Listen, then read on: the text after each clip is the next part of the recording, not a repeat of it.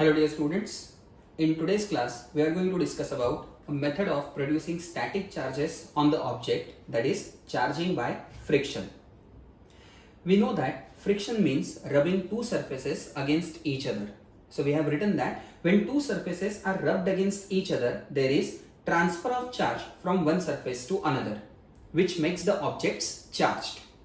First of all, we know that every object is electrically neutral because it contains same number of positive and negative charges cancelling each other, making object neutral. So what do I have to do to produce charge on the object? We have to produce imbalance between the number of charges.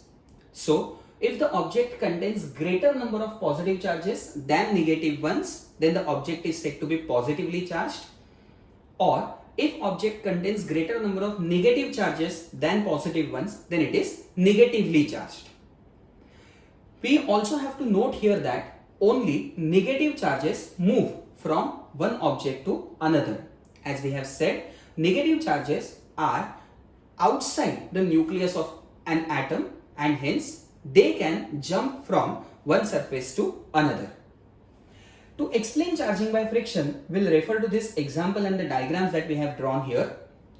Pay attention that we have taken a glass rod and a cloth. Rod contains 5 units of positive charges and 5 units of negative charges. They both cancel out each other and the rod is electrically neutral.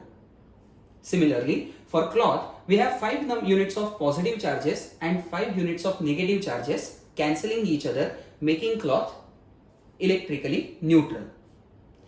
If rod and the cloth, they are rubbed against each other, then as we said over here, there is net transfer of charge from one surface to another.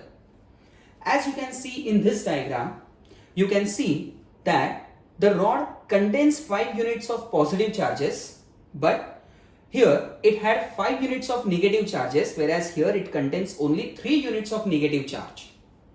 It means rod has given away 2 units of negative charges to the cloth.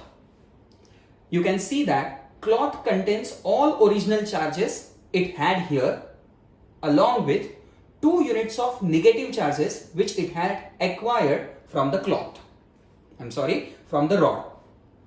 So here we say that when these two surfaces are rubbed against each other, rod is giving away electrons to the cloth and cloth is accepting those electrons from the rod. As rod gives away electrons, rod will be positively charged as it contains extra numbers of positive charges, whereas cloth will be negatively charged as it contains extra numbers of negative charges. We have written here the object that loses electrons, it is positively charged as it has greater number of positive charges, whereas the object that gains electron will be negatively charged, that is this cloth. Now we experience charging by friction in our day-to-day life as well. A simple example could be when you rub this plastic scale against your dry hair, the piece of paper gets attracted towards this scale. Here, the scale obtains electrostatic charge which attracts piece of paper towards itself. Similarly, another example that we have written here is static shock that we experience near the mall escalators.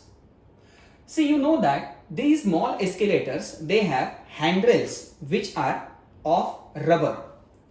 As these handrails are continuously moving with the stairs, there is continuous friction between the rubber and the motor.